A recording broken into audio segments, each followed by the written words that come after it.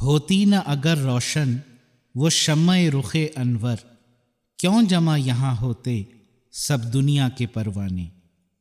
دنیا میں کتنے ہی ایسے شہر ہیں جو کسی وجہ سے مشہور ہو جاتے ہیں، لیکن ان کی یہ شہرت مرور زمانہ کے ساتھ ساتھ ماند پڑتی چلی جاتی ہے، اور بالآخر یہ شہر تاریخ کے دفینوں میں دفن ہو گئے، اور آج ان کا محض نام ہی باقی ہے۔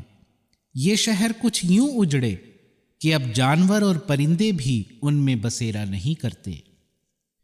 ان شہروں کے بالمقابل کچھ ایسی بستیاں بھی ہوتی ہیں جن کو خدا تعالیٰ اپنے ہاتھ سے آباد کرتا ہے۔ یہ بستیاں جب آباد ہوتی ہیں تو کبھی نہ اجڑنے کے لیے آباد ہوا کرتی ہیں۔ رحیم اور کریم خدا کے پیار کی نظر ان بستیوں پر ہوا کرتی ہے۔ وہ ان کے در و دیوار، یہاں تک کہ ان کی خاک میں بھی ایک برکت رکھ دیتا ہے، اور فرشتوں کی ایک فوج ان کے در و دیوار پر پہرا دیتی ہے۔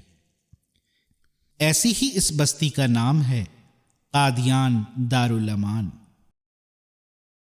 یہ وہ بستی ہے جہاں اس دور کی سب سے عظیم اور سچے عشق کی داستان رقم کی گئی، یعنی بانی جماعت احمدیہ حضرت مرزا غلام احمد صاحب قادیانی مسیح موعود و مہدی موعود علیہ الصلاۃ والسلام کا اپنے آقا و مطاع حضرت محمد مصطفیٰ صلی اللہ علیہ وسلم سے سچا عشق۔ یہ وہ لازوال عشق ہے کہ اس بستی کے در و دیوار، بلکہ اس بستی کا ذرہ ذرہ اس سچی اور عظیم محبت کا گواہ ٹھہرایا گیا۔ حضرت صلی اللہ علیہ وسلم کے اسی بے مثال عشق اور آپ کے پیغام کو دنیا کے کناروں تک پہنچانے کی تڑپ کے تحت حضرت مسیح موعود علیہ الصلاۃ والسلام نے ایک ایسے روحانی اجتماع کی بنیاد رکھی جو محض ایک اجتماع نہ تھا، بلکہ ایمانوں کی تازگی، روحوں کی پاکیزگی اور باہمی محبت و اخوت کا زندہ مظہر تھا۔ یہی اجتماع جلسہ سالانہ کہلایا۔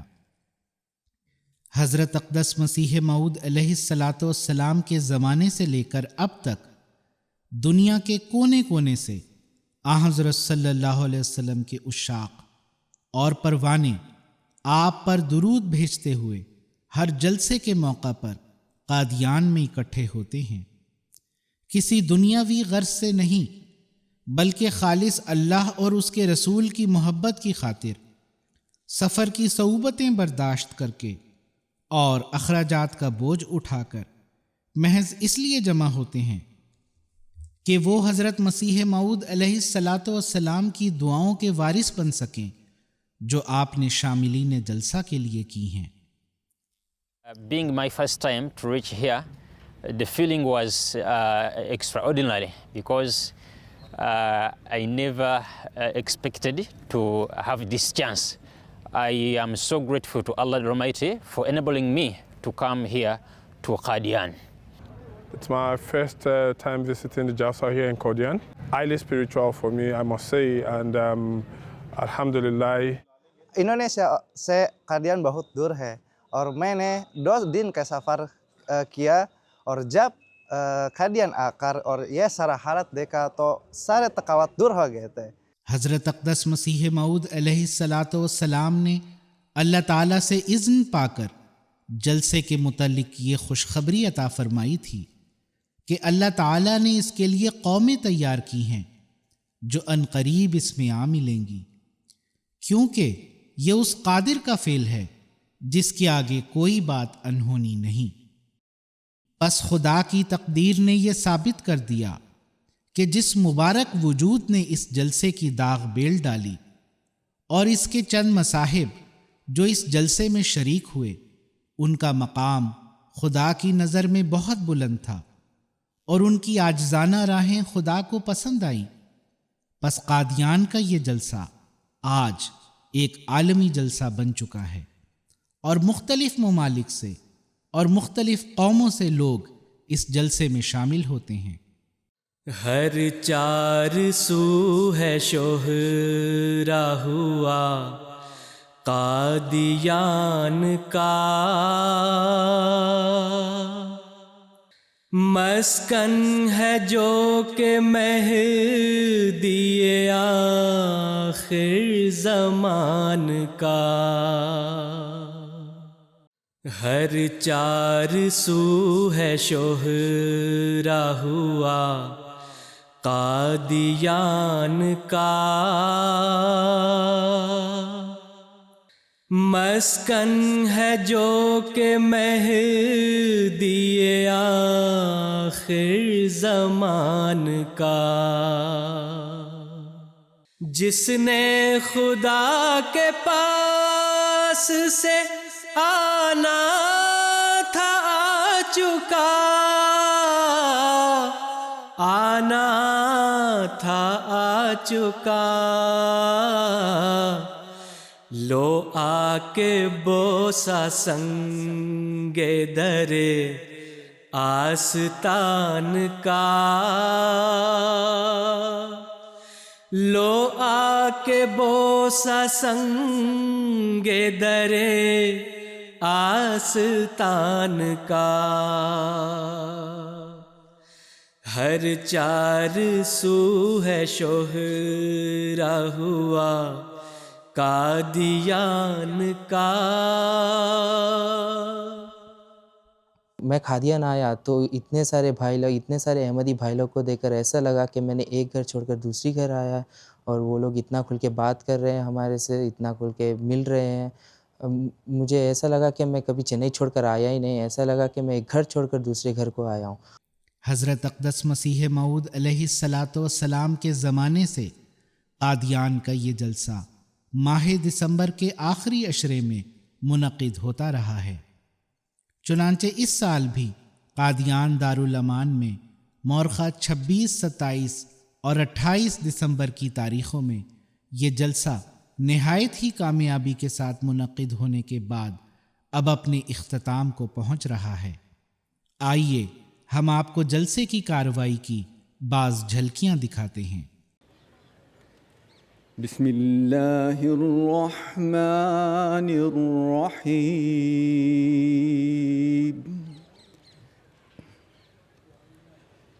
اللہ لا الہ الا ہو،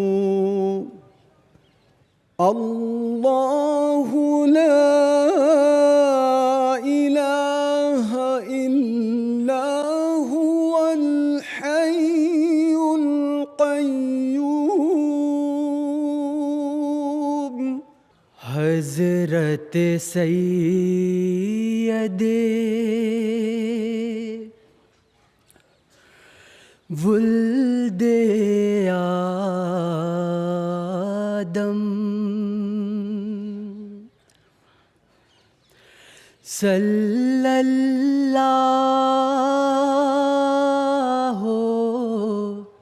علیہ وسلم۔ لہذا تاریخ انبیاء بتاتی ہے ہر نبی کی بعثت کے موقع پر فرشتہ صفت انسان اس کی اطاعت کرتے ہوئے اس پر ایمان لاتے رہے۔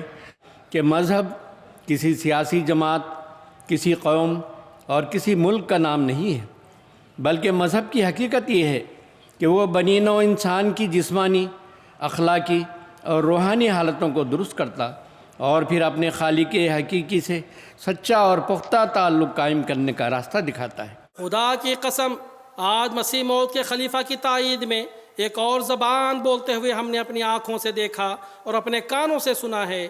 خلیفۃ المسیح کے ہاتھ کی تقویت کے لیے ایک اور ہاتھ کو چلتے ہوئے ساری دنیا دیکھ رہی ہے، اور دنیا کے بڑے بڑے ایوانوں نے بزبان حال یہ گواہی دی ہے کہ اس مبارک وجود کے پیچھے خدا تعالیٰ کا ہاتھ ہے۔ اسی طرح آپ صلی اللہ علیہ وسلم نے مسلمانوں کو حکم فرمایا کہ جیسے بھی مشکل حالات پیش آئیں امام مہدی کے پاس حاضر ہوں اور اس کی بیعت کریں۔ فَإِذَا رَأَيْتُمُوهُ فَبَايِعُوهُ وَلَوْ حَبْوًا عَلَى الثَّلْجِ فَإِنَّهُ خَلِيفَةُ اللَّهِ الْمَهْدِي، ابو داؤد جلد 2 باب خروج المہدی۔ جلسہ سالانہ کی اس کارروائی کو مختلف تراجم میں سنانے کے لیے رواں ترجمانی کا انتظام بھی موجود ہوتا ہے، جس میں ہندوستان کی کئی علاقائی زبانیں اور کئی غیر ملکی زبانیں شامل ہوتی ہیں، تاکہ مہمانان کرام جلسہ کی کارروائی کو پورے طور پر سن کر استفادہ کر سکیں۔ جلسہ سالانہ کی ایک برکت نظم و ضبط اور مختلف ذمہ داریوں کو ادا کرنے کی تربیت حاصل کرنا بھی ہے۔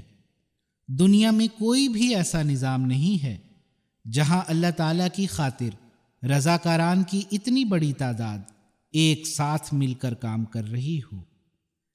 جہاں ایک طرف خدام و انصار کی ٹیمیں کام کر رہی ہوتی ہیں، وہیں چھوٹے چھوٹے بچے بھی ساتھ ساتھ اپنے سپرد ڈیوٹیوں کو ادا کر کے آئندہ کی بڑی ذمہ داریوں کو اٹھانے کے لیے تیار ہو رہے ہوتے ہیں۔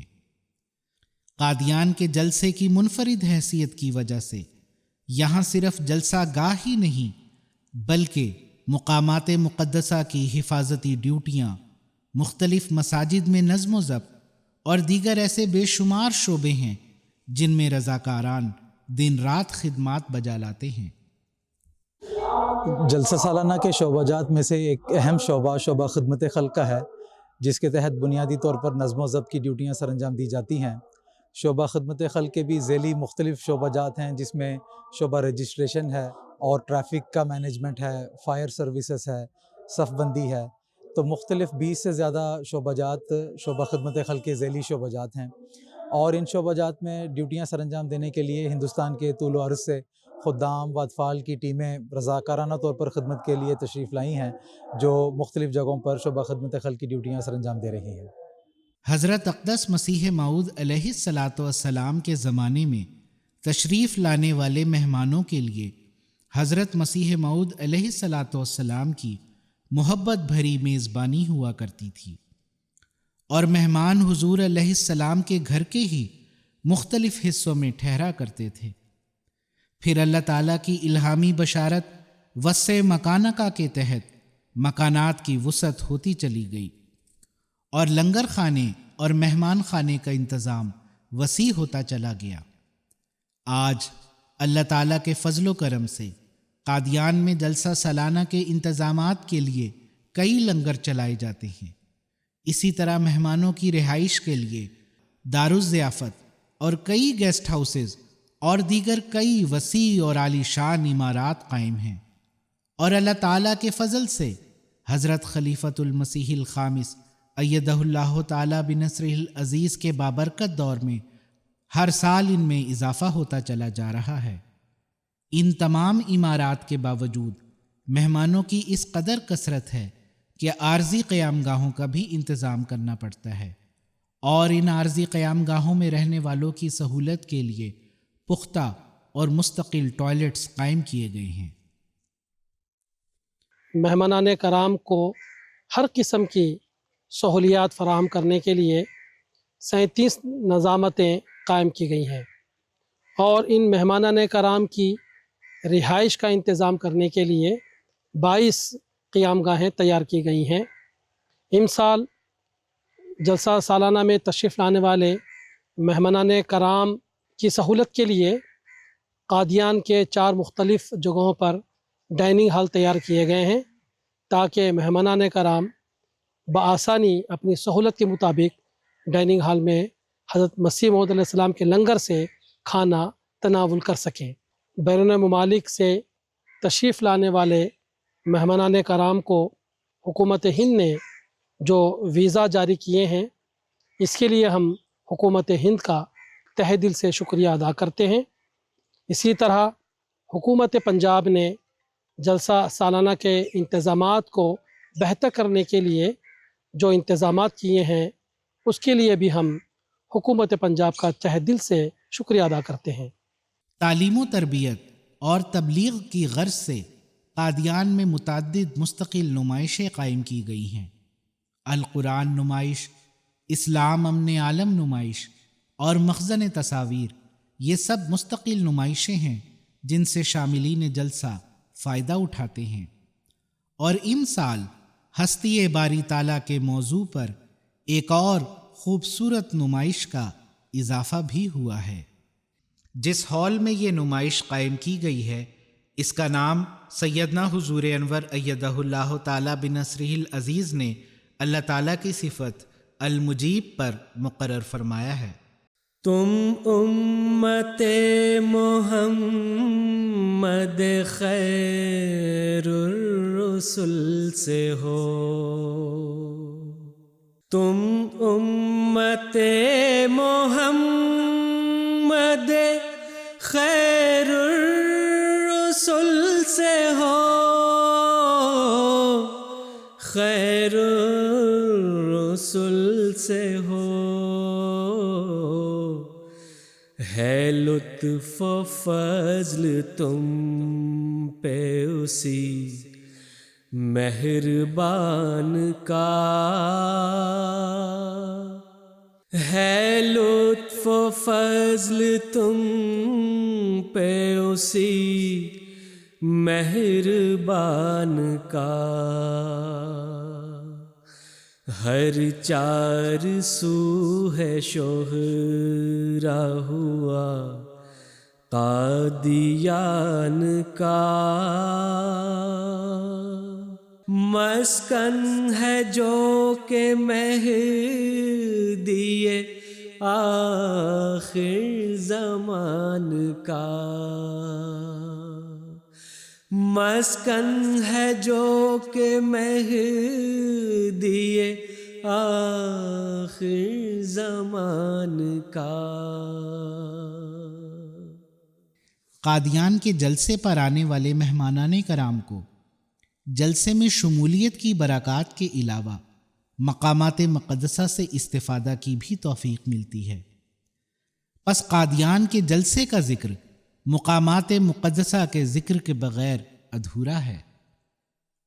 ہمارے پاس وہ اسلوب بیان نہیں ہے کہ جس سے قادیان دارالامان، دارالمسیح، مسجد مبارک، مسجد اقصی اور بہشتی مقبرہ کی زیارت کرنے اور یہاں کچھ لمحات گزارنے والوں کی دلی کیفیات کا صحیح نقشہ کھینچ سکیں۔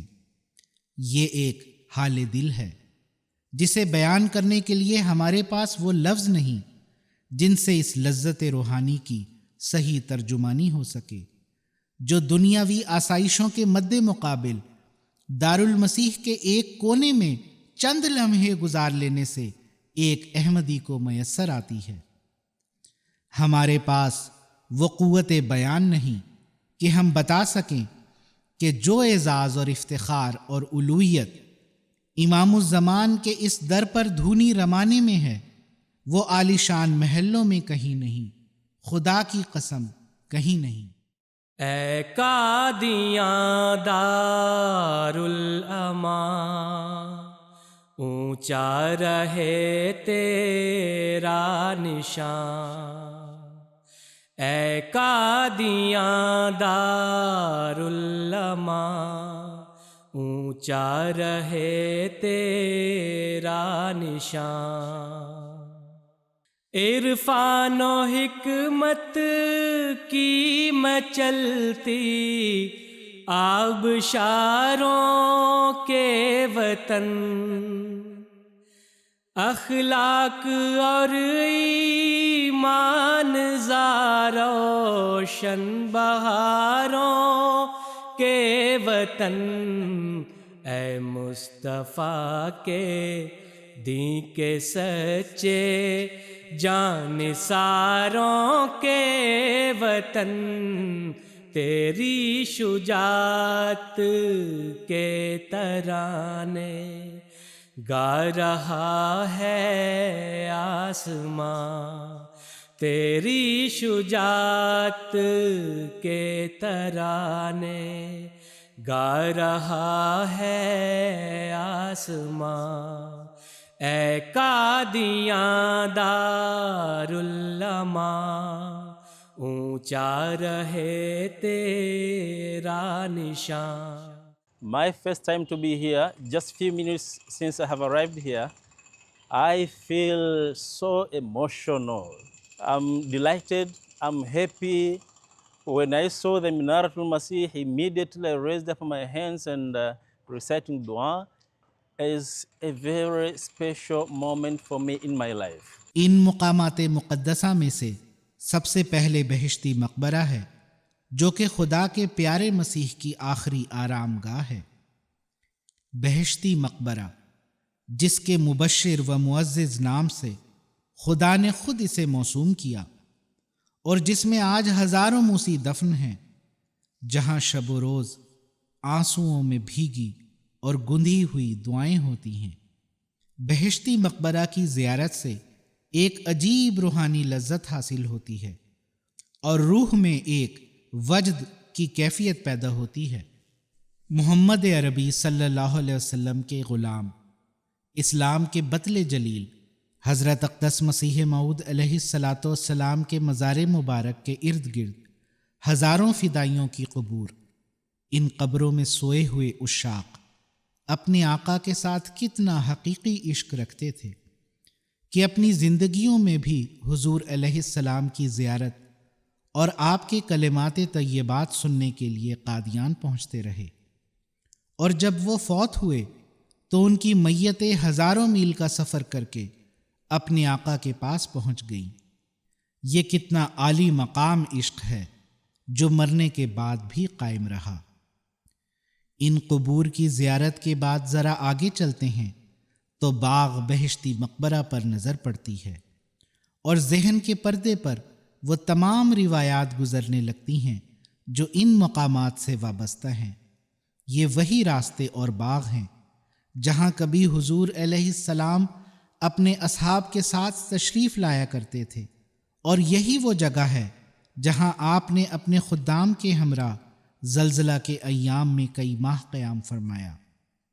फिर आगे चलकर उस बाबरकत मकान पर नज़र पड़ती है जिसे मकान हज़रत अम्मा जान रज़ी अल्लाह ताला अन्हा के नाम से मौसूम किया जाता है, जहाँ आपने आर्जी तौर पर कुछ अरसा क़याम फरमाया और फिर इसी मकान के एक कमरा में आपका जसद अतहर आखिरी दीदार के लिए रखा गया था। फिर आगे चलते हैं तो संगे मरमर की एक खूबसूरत बारादरी पर नज़र पड़ती है।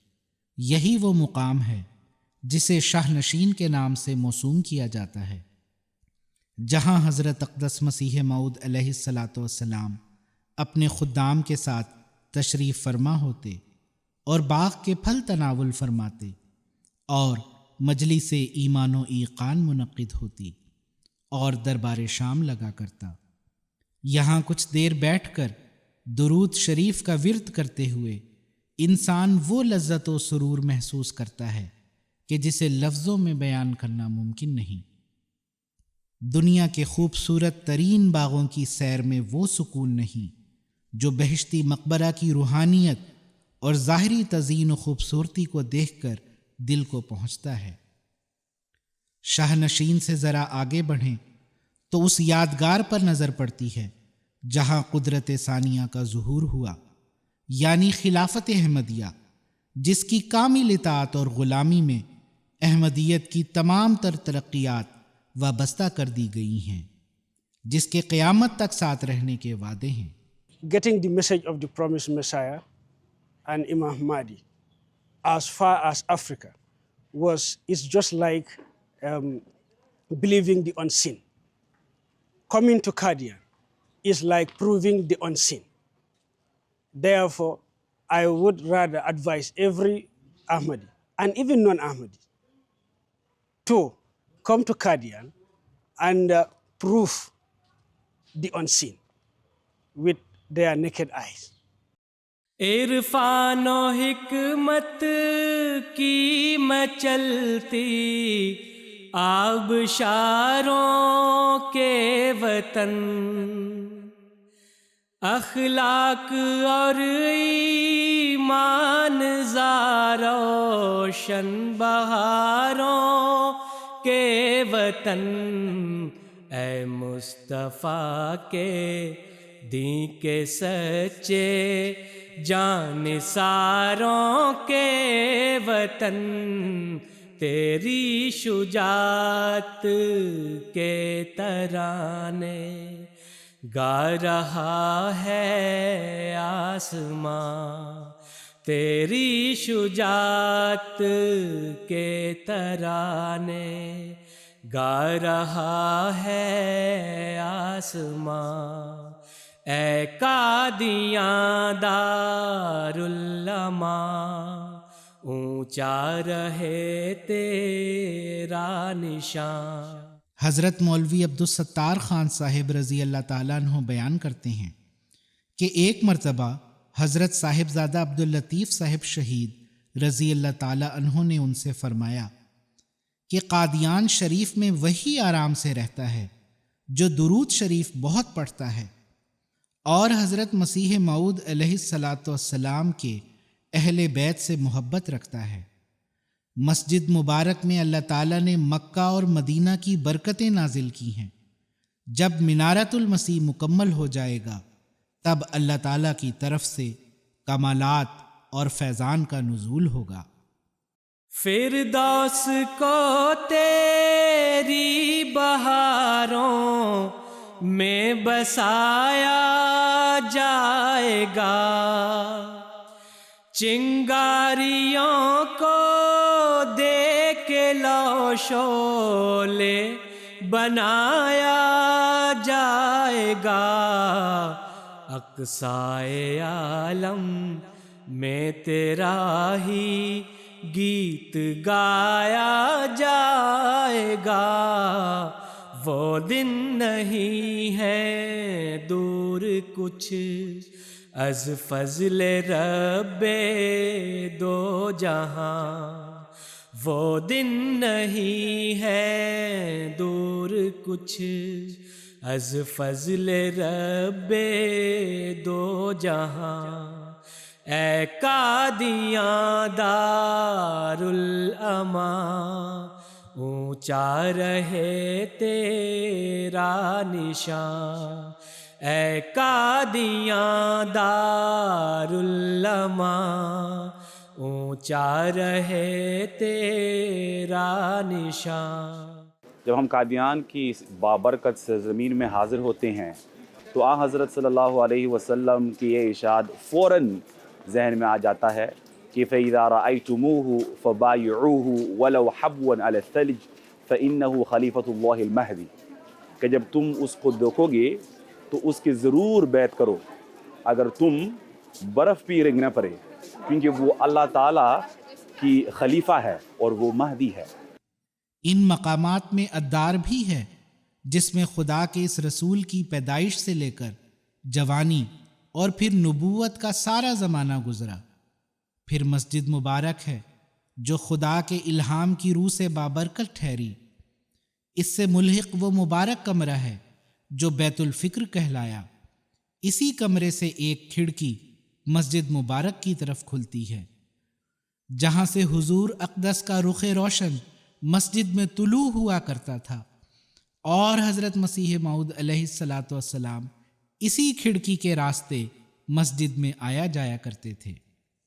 حضرت نواب مبارکہ بیگم صاحبہ رضی اللہ تعالی عنہا فرماتی ہیں کہ اس گھر کی ایک ایک جگہ متبرک ہے، کوئی میرے ساتھ پھر کر میرے سامنے دیکھے تو شاید آپ علیہ السلام کے قدموں کی جگہ بھی بتلا سکوں، ایک ایک کونا ایک ایک جگہ دل پر نقش ہے۔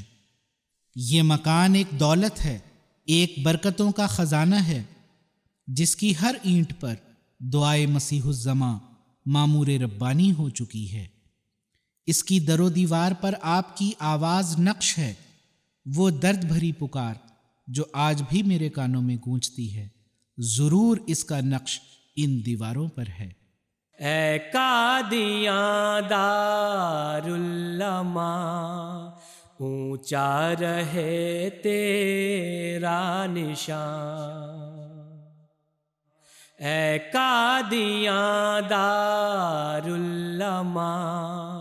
اونچا رہے تیرا نشان۔ Alhamdulillah, I was able to visit Bahishti Maqbara and Bayt al-Dua, Bayt al-Fikr or Bayt al-Dhikr and pray there. Alhamdulillah Rabbil Alameen, it was like a dream coming true. And see all these places that we always read about them Hadrat Masih Maud books and his writings, and to be there in these places where he got these revelations, it is very strong feelings. Alhamdulillah, I feel very blessed to come, and inshallah. یہ سمجھیں کہ قادیان میں آنا، اس میں داخل ہونا ایسے ہی ہے جیسے صحرا میں بھٹکے ہوئے کو پانی مل جائے اور اسے محسوس ہو کہ آل آف سڈن ٹھنڈک پڑ جائے جسم و جان میں، روح میں. تو یہی ہے اس کو ڈسکرائب نہیں کیا جا سکتا، کیونکہ یہ وہ ہے جو اس کی فیلنگ کو ہم بتا نہیں سکتے کہ کیسا فیل ہوتا ہے.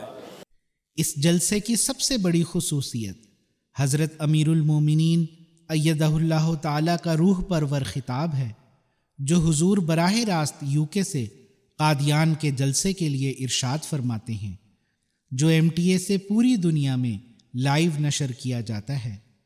اور یوں یہ جلسہ خلیفہ وقت کے بابرکت خطاب کو سننے اور حضور کی قیادت میں اختتامی دعا کے بعد اختتام پذیر ہوتا ہے، اور اس طرح سے دنیا بھر کے افراد اس جلسے میں شامل ہو جاتے ہیں اور یہ جلسہ عالمی حیثیت اختیار کر جاتا ہے. اللہ تعالیٰ کا بے حد احسان اور فضل و کرم ہے کہ جلسے کے اس پیارے ماحول میں دنیا کے کونے کونے سے عشاق یہاں اکٹھے ہوئے. اللہ تعالیٰ خیر و عافیت کے ساتھ ایک دوسرے سے جدا کرے اور خیر و عافیت کے ساتھ اور محبت کے ساتھ پھر ملائے.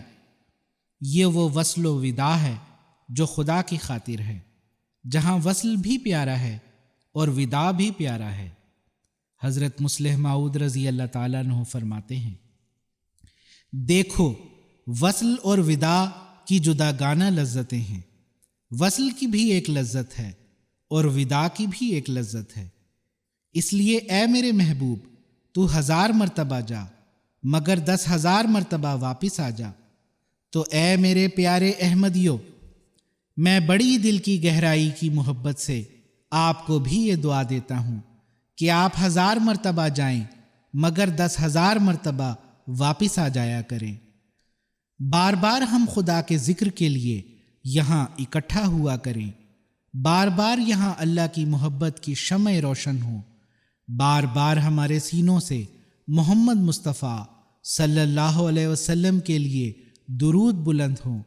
خدا کرے کہ یہ معاملہ محبت اور عشق کا بڑھتا ہی رہے اور پھیلتا رہے اور ساری دنیا کو اپنی لپیٹ میں لے لے. آمین.